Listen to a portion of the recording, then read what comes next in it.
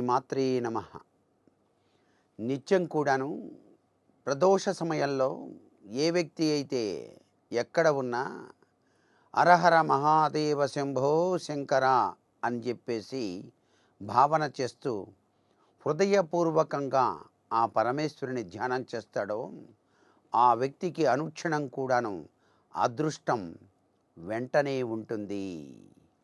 అందుచేతనే ఈ ప్రదోష సమయానికి ఇంత గొప్ప మహిమ ఎక్కడి నుంచి వచ్చింది అని ఆలోచన చేసినట్లయితే, ఈ ప్రదోష సమయంలో నిత్యం కూడాను నటరాజ నాట్యంతో విశ్వంలో నిరంతరం కూడాను చైతన్యతత్వంలో ఆ నటరాజ విన్యాసం అక్కడ జరుగుతూ ఉంటుంది.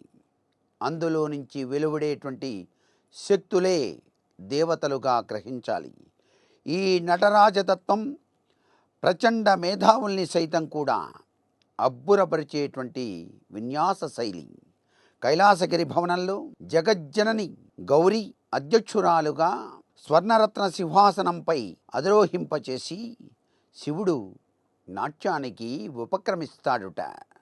ఆ నటేశ్వరుని దేవతలంతా కూడాను ప్రదోషవేళ సేవించుకుంటూ ఉంటారు.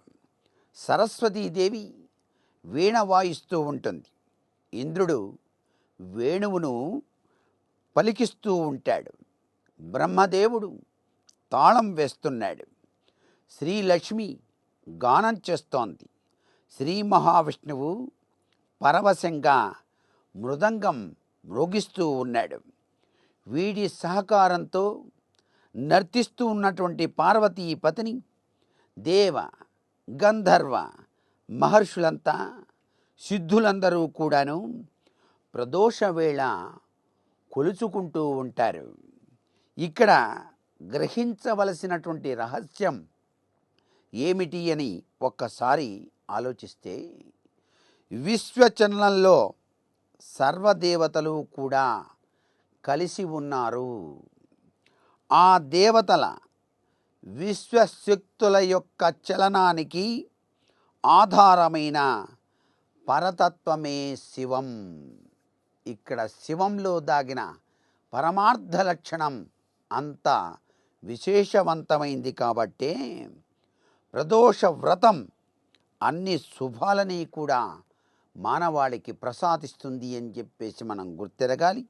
అన్ని దారిద్ర్యాల్ని కూడాను తొలగించేటువంటి దివ్యవంతమైన శక్తి ఈ ప్రదోష వ్రతాలకు ఉన్నది. కాబట్టే సర్వ సంపత్తులను కూడా అనుగ్రహించేటువంటి ఈ ప్రదోష వ్రతాలను ప్రతి మానవుడు కూడా ఆచరించి తరిస్తారు అని చెప్పడంలో ఏమాత్రం సందేహం లేదు. అలాగే మహాప్రదోషం అంటాం. ఈ మహాప్రదోషం ఎప్పుడు జరుగుతుంది? శివరాత్రి నాడే మనమంతా కూడా నిర్వహిస్తూ ఉంటాం. జన్మకో శివరాత్రి అన్నారు. అందుకే ఈ మహాశివరాత్రి నాడు చేసేటువంటి ప్రదోష పూజ ప్రతినిత్యమైన పక్షమైన మాసమైన ప్రతివారు కూడా శివుని ఆరాధించి తరించాలి సుమా. సర్వే జనా సుఖినో భవంతు.